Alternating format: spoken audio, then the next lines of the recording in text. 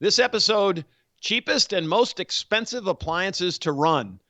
Well, we were actually reading an article on what it costs to run your appliances in your home. So we thought we'd synopsize this article and go over some things about what's expensive, what's inexpensive, and some ways that you possibly could save some money on your electricity bills.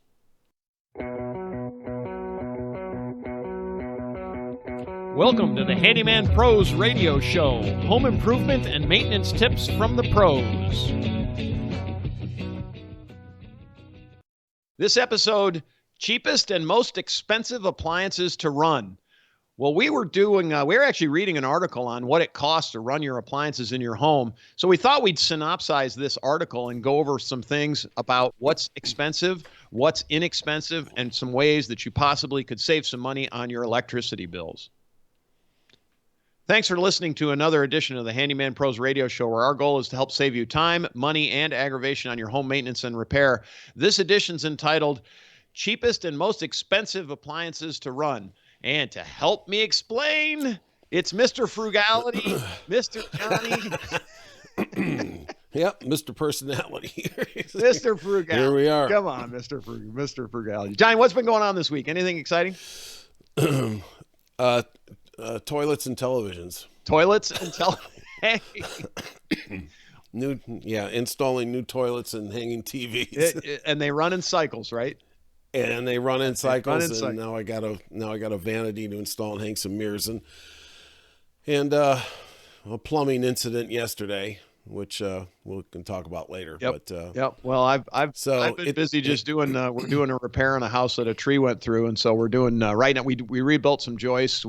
I'll put some pictures. We'll get some. Might do. Yeah, we're gonna get some pictures on that. Larry's been busy doing some heavier work. Yeah, and so we're actually into the interior wall repair stage, I guess I want to say, because this son of a gun, it didn't cut the house in half, but it did quite a bit of damage, and could have been way worse. Let's just put it that way. But anyway, we've been doing that. All right, folks. Before we get started, I just want to ask you to like and subscribe our show. It helps the algorithm sort out all the things, and it gets other people that might be interested in saving time, money, and aggravation on their home maintenance and repair to actually listen to our show. So if you get a chance, we've got a subscribe button on the YouTube channel down in the right, and on the podcast, just hit like and subscribe on your podcast player. We would really appreciate it. Also, send us a review as well while you're at it, because again, it just helps. It helps everybody understand what we do. We hope we're bringing you good stuff. Our last show was all about content for this coming up year, and we've actually gotten a bunch of good responses on that. So I want to thank you all out there for putting that out there for us. So we're going to have some interesting stuff coming up. All right, Johnny. Yeah, and now let me just add here. Yep. I'll just so folks on the podcast. You're missing out if you don't subscribe to our YouTube channel, because there's a lot of good stuff out there. Larry put out a lot of good things in shorts. And we'll continue to do so. We'll continue to do that. So there's a lot of content that's additive to what we have on the podcast. Yeah. We're doing, just to give people an idea on the shorts. Besides the 25 days of Christmas shorts, which there's a lot. There's 25 shorts of Christmas considerations, but we're going to start doing a lot of tips and tricks on the things, just real simple things that you can do to basically help you save time, money, and aggravation. But mostly it's going to be things like this just, I don't know, setting depth on drill bits, and just kind of simple tips that you should know. If you don't know, if you know them, great. It's only you're going to invest less than a minute worth of time into looking at it. So we might be able to give you a tip that's helps you in your your efforts for being a handyman and or just doing stuff around the house. So it is what it is. All right, Johnny, let's get to let's talk about some appliances in the home here. So where do we want to start with this one? Well, let me just start here. That for the audience, what we're running across right now is we've got some pretty bad inflation going on right now. Everybody's trying to save some money, and to compound that, everybody's remote working. They're working in their own homes again, and out of their homes. So the bills are on you now. Yeah, surprise, right? So if you haven't noticed, you probably have. If you've been doing any remote work. Yeah. Well, so, yes. Anyways, and that's why when we saw this thing come up, maybe there's a couple of things right here to bring to your attention that possibly save you some save you some time, money, and definitely some Yeah, aggravation. and So, and a lot of this was just born. We know that a lot of these things are self-evident, right? We understand yep. you're gonna sit there and go, well, that's a no-brainer. But there's some things that aren't, and so it's kind of one like there were a few things that surprised me in this data, so we're gonna drive. Let's drive into it, Johnny. Let's talk about the parameters of how this was determined. So we read a couple of articles on these issues, and so the biggest issues are a couple of different things. What's the first one, John? Well, the electricity in particular has gone up, Right. and it's state controlled. The cost of electricity is state controlled. Yes. Now I don't know. If when you look around, folks, and you look on your bills, that's most of that's pretty much state controlled. Right.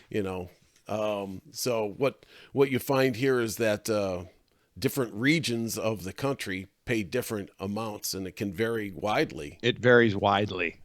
Yeah. And so, yeah, you folks in California and out west, It's you're expensive. paying a lot more. You're paying a You're lot paying more. a lot more. Yeah, a lot more. Cheapest being what was it? Cheapest being Midwest, and then what? South, and then So, Northeast, yeah. and then West, Yeah. and then Pacific. They called it Pacific, which is coast, Well, coastal areas. that's expensive. I think the cheapest was, I think, Midwest. Yeah, Midwest. And it's the South and Midwest. So, Yep.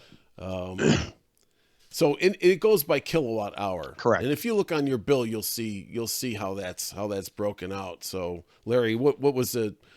It says the Pacific region in particular paying the highest prices of all. The average cost of electricity per kilowatt in Los Angeles being 25 cents. 25 cents per kilowatt hour. And then in the South, we're paying 15 cents per kilowatt hour. So that's a 10 cent a kilowatt. That's a lot. I'm sorry. When you talk about the Right. number of kilowatt hours that you're using on a daily, weekly, monthly basis, that's significantly more expensive. Now, there's lots of reasons for that some are out of the control of the states. So a lot of it has to do with power generation and where people get their power and so forth and so on. But in general, the state still controls the cost of your electricity. And I think that was actually a bit of an epiphany to me. I didn't realize that it was that controlled by the state. So, it is what it is. One thing too is I just want to let you know this. I mean, I think it seems obvious, but we want to state it anyway. They're talking about kilowatt hours. And when you say kilowatt hours, that's how many kilowatts do you use per hour? Basically, the longer you run something, I know this seems simple, but the longer you run something, the more power it uses. It's really that simple, right? So we just want to understand that when we put out these figures for the various different appliances, we are going to add a time frame in there.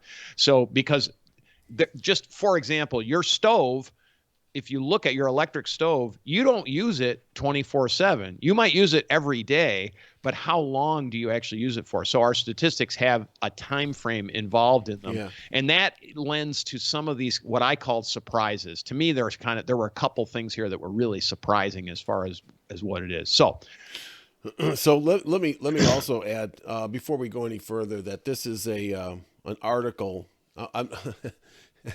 I don't want to plagiarize anything. I know that's in the news. no, we're blatantly using it as a source. But moneytransfers.com, Moneytransfers.com. and the author is Yasmin Purnell. Yep. The 9th of January of 2023. So wanted to give her credit for this work. Little bit dated, but not really. The differences aren't significant. No, did the not the at all. appliances Not still at all. draw the same. That hasn't changed. There's nothing. Right. There's no major technological changes Right. or anything like that. So costs So, might now have changed. getting that out of the way. Yeah. Right. Oh, awesome. All right. So where do we want to go from here, John?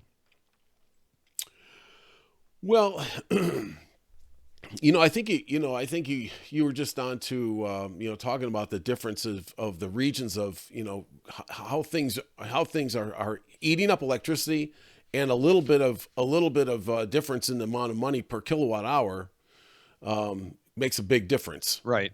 So now let's talk about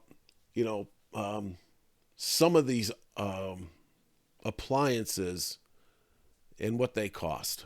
Oh, as far as the cost of the appliance? Yeah. Okay. Yeah, that's a good topic. One thing that I just thought of that I do want to actually just address very quickly is remember that in different parts of the country, due to your climate, basically, you're going to use different items at different rates, right? So here in the South, we all know this. Anybody that lives in the South or in a warm climate understands your biggest expense appliance is your air conditioner. There is no doubt. But in the Northeast, where it's cold, if you're nobody uses electric heat anymore up there, but if you were to use electric heat, you'd be dying from paying for electric heat up in the Northeast. Yeah, unless yeah, well, they're using heat pumps and they're using. I mean, you guys. Well, and then to compound it, okay. I don't want to talk about some of this stuff, but you got to. I mean, this craziness about banning gas stoves, I'm not buying into it. Yeah, furnace is more for me. Why would you get ban and a don't tell me furnace? it's for the children. I'm not buying it. I mean, we all We could it's a very delve into efficient, a very long political right. conversation. We're not going to, It's just, unless you it's want just to, a folks. very Send us an email. yeah. We will if you want us to. Trust me. It's a very efficient way to heat. Correct. Let's just. I mean, we're not turning the worst part about electricity is turning it back into heat. Correct. So, not very efficient. Anyways, so having said that Larry, you bring up a good point. Appliances are used at different rates around the country. Yes. So, I mean, when you when you're living in Florida, man, that AC is running. Exactly. Even here in Georgia, Or you live even here in or Georgia you live in Nevada, that AC is running. or Arizona. Yeah. Yep. Well, Yeah, shoot, you're Johnny, when running I that. lived in Texas, man, in the summertime, Oh yeah, guy. fuck, I got to tell you, folks, Texans, and I love Texas. It's a great state. Loved living there. But Texans love their air conditioning, and I Oh, mean, yeah. man, it'd be 100, and it'd be 100. Let's just say it's 100. I'm just gonna be conservative because it got over 100 many days when I lived in Dallas. But boy, you walk in those buildings, it's like it's 72, and you're going like, whoa. For me, I'm like, Yeah. You crack. how do they even make that differential? But they do, and I mean, it's cold. Woo! Oh yeah. That 30-degree differential is rough. So anyway, that's a little aside, but yes, if you live in a warm climate, obviously that's one of it. So we just want to bring that up. And there, like I say, the surprises for me are actually things that have nothing to do with like any of the major appliances. It's some of the smaller appliances. So Yeah. There's a couple of things in this article, but I guess, Larry, what's the biggest thing you think that people should be doing? I mean, what's the most immediate impact that you can have on your electric bill? well, reduce the amount of time that you use your major appliances, effectively, right? So let's go through what the most expensive ones are to run. Let's just get into the list first, and then we'll go to suggestions. What do you say? Yep. Go for it. All right, so we've already alluded to it, but the most expensive usage one is always your HVAC, it's mostly air conditioning, but it's also heat pumps. So if you're using a heat pump, it sucks. They suck a lot of power. These numbers are based on an 8-hour day. So your air conditioner runs about 8 hours a day, which is probably about right. We live in Atlanta in the summertime. Our air conditioners, they cycle on and off. Remember, all these appliances don't run 100% of the time. They cycle on and off, or they should. If they're working right, they should. They cycle on and off, and so they've drawn these figures based on what they're considering to be averages. So they say 8 hours a day for HVAC or air conditioning, really, and that's 492 kilowatt hours, which is far and away the largest on the list by a factor of about 5, a little less than 5, 4, Yeah. about 4. So yeah. So just to kind of put that in perspective, if you're out in California with something like that, what was it, about $1,200 a year to run your air conditioner? I can't remember, but it was a lot. And about $800 in the South to do the same thing. Right. So that's when you pay more per kilowatt hour. That's how it adds up. Right. Pretty quick. Right. So anyways, having said that, you kind of get the the dichotomy of the regions, but Right. So AC was first. Electric water heaters are second, but they only run about 2 hours a day. Now any heating unit, especially electric heating unit, is effectively, hate to say this, but it's a power pig. It's just going to suck power, and they say about 60 kilowatt hours for that for 2 hours a day.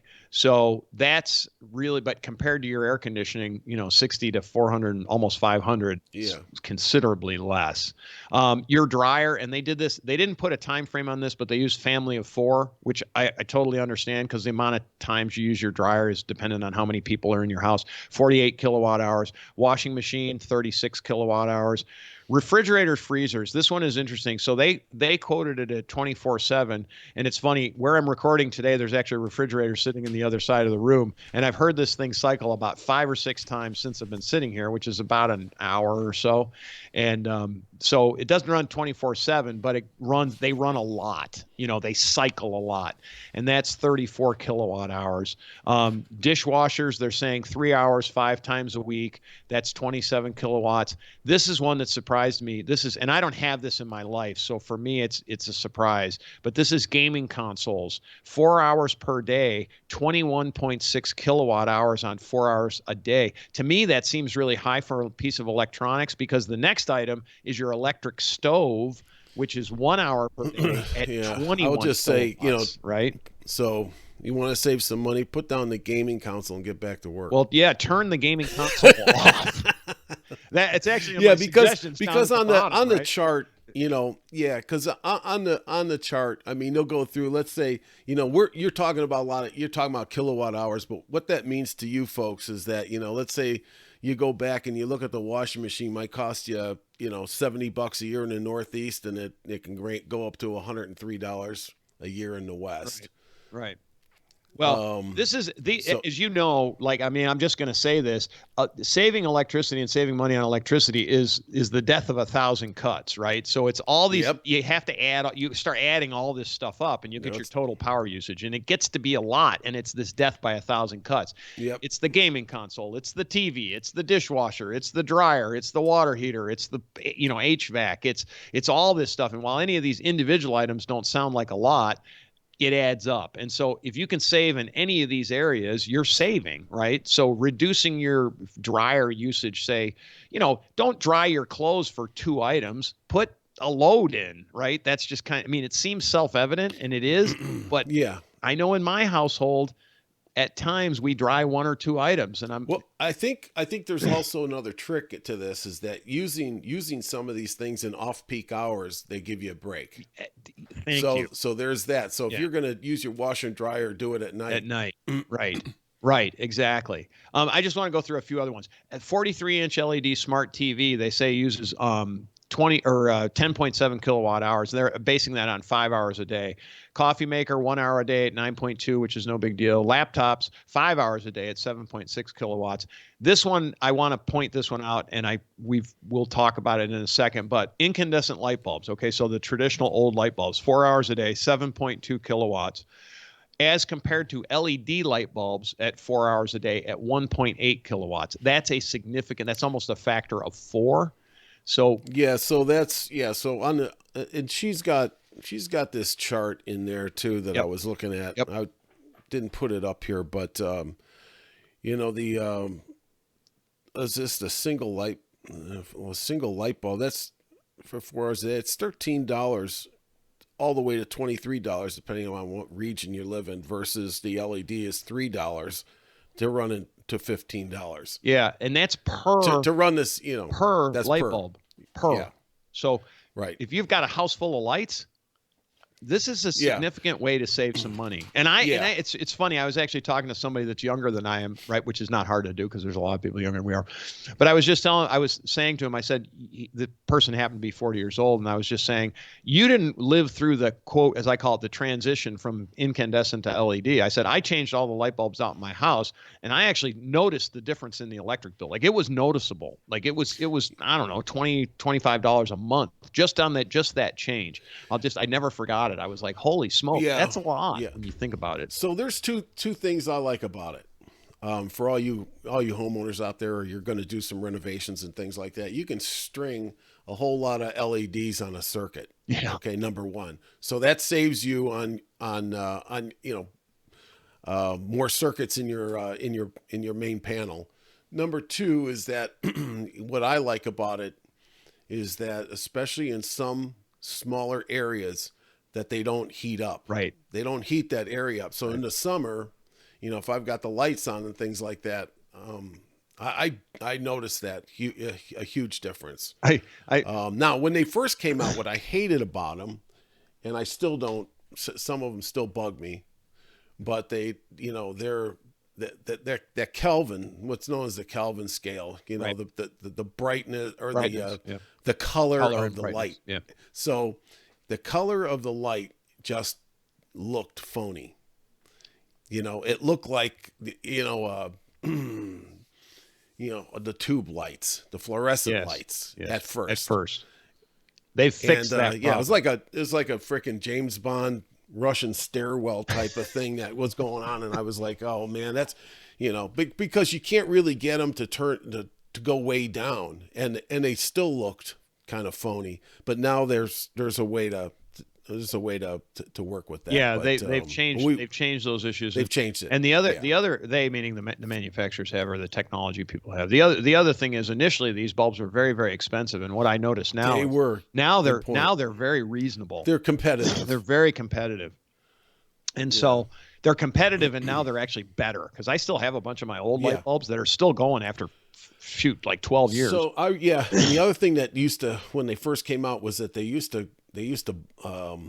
got a little chip in them. Yep. And those chips would go out. Yep. And they were manufactured in a certain place, and they were going out all over the place. But now they seem to be. I haven't had really one that's just been going out. I mean, I have, you know. Well, we did that. We did that show, broke. and you filled that one up with water, and it didn't work when it was wet, but you dried it out, and it went back to work. And I thought that was amazing. Yeah. I thought Yeah, that was an outdoor floodlight. Yeah. So I thought that's an amazing story Yeah. to me. It's kind of like, well, okay, But you know. But I think the takeaway here is that if you're going to really, you know, if you haven't switched over yet, you know, start to switch over little by little. You're gonna benefit Yeah, big time from yeah. it. And then one other story. So I have one other funny story. So guy has a well house, and he tells me, he goes, "Oh, I need to go out and put a light bulb in my well house, right?" And so folks, if you've never had a well house, lots of times if you live in a cold climate, you put a light bulb or two out in the well house to keep the well house warm.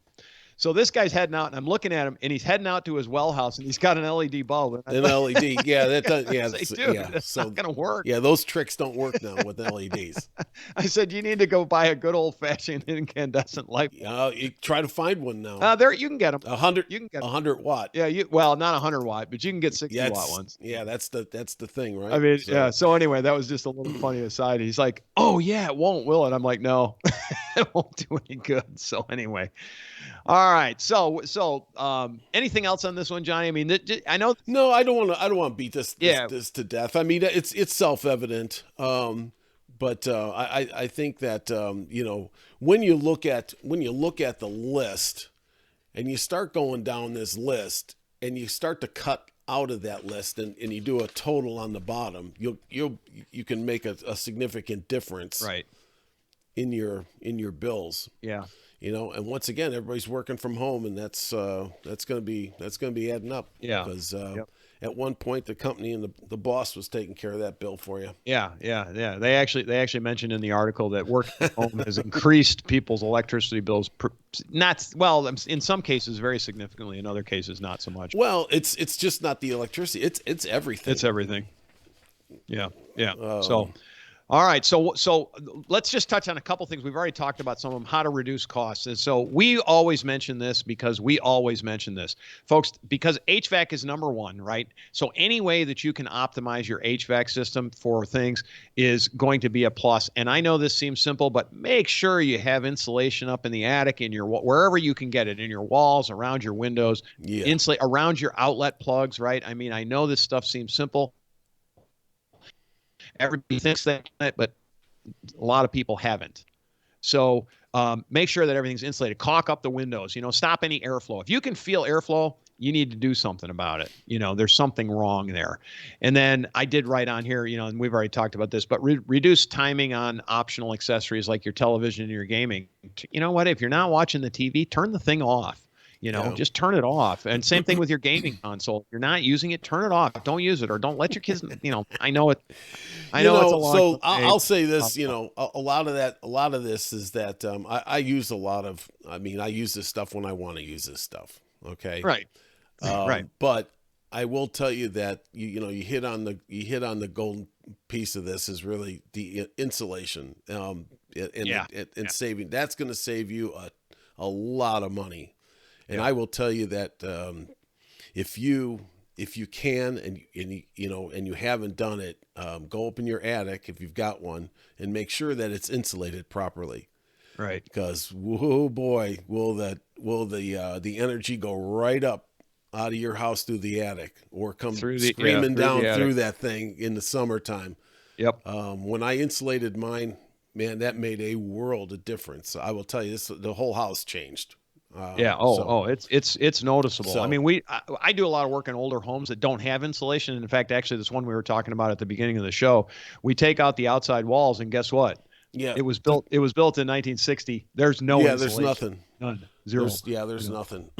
So it's depending on the age of your house and so forth and so on, you've got you could have some issues, but definitely in the attic. And remember too that fiberfill or blow-in insulation, fiberfill, whatever you want to call it, but blow-in insulation compacts over time. And every once in a while you need to go up and either fluff it up, wear a mask by the way, because it's really nasty, but fluff it up or shoot some more in there because as it compacts, it loses its insulation ability. And so sometimes it pays, and it's not terribly expensive, and it's very easy to install with a machine. And you can even do it by hand if you want. You just throw it out over the attic. But make sure you fill that stuff up every once in a while and check the depth on it. And that'll save you thousands of dollars over time, thousands and thousands of dollars. So just based on AC usage, AC or HVAC, heating usage. So that, and then obviously change to LED light bulbs was the other thing. If you're not using LED light bulbs, it's time to change, folks. It's really time to change. There's so many great options that just figure it out. What I've done is just on that one is just slowly over time I've been doing it. Yep. I mean, sometimes you walk out and I'm like, man, I don't want to spend $100 on light bulbs, but you buy a couple here, a couple there, and pretty soon you're on your way to changing them all out. You got them all changed out. And even though they're, we've said this before, but I'm going to say it again, even though they're more expensive, they do generally last longer as well. Usually twice or three times as long. Mine have, I got bulbs in there that literally. Well, that's what I was saying earlier. I haven't seen the new ones. I haven't burned. I haven't burned one out. No. Not. They seem to last. Yeah. I don't want to say forever, but they do last. I'll tell you what they are susceptible to is power surges. So be aware, because they're electronics. If you have a lightning strike close by or something like that, that'll get them. Yeah, they will. And you're gonna feel a lot. I don't know about anybody else, but I feel a lot better just leaving them on sometimes. Walking out of the room, I don't. If I'm gone for an hour or something, I just leave them on. I mean, it's like. They don't cost anything anymore. They don't heat them up. It doesn't cost anything. So I'm good. So all right, with that, anything else, Johnny? We got anything else? We're getting long in the tooth just because we are. We're gonna be out of here. So, Johnny, you think they use LEDs on spaceships? They got a weird light source. I gotta tell you. Oh, it's the radiation. And there's some pretty wild stories going around right now about that whole thing, by the way. But I did want to mention before we sign off here, I did want to mention that Larry's been making a lot of shorts, or reels, if you will, on YouTube, and he did bring up one that, and I've read your comments about this one, folks out there, and Larry, you were doing one on screwdrivers. And one of the comments was, about, you got to buy really high quality screwdrivers. So folks, we're going to be doing a review on some really high quality professional screwdrivers. Be on the, stay tuned for that one. It's coming. It's going to be a good, and it is going to be a good one. It's going to be good. Yeah, it's going to be a good one. But anyways, I hope everybody has a great week. Stay safe, and we'll see you next time on the Handyman Pros Radio Show.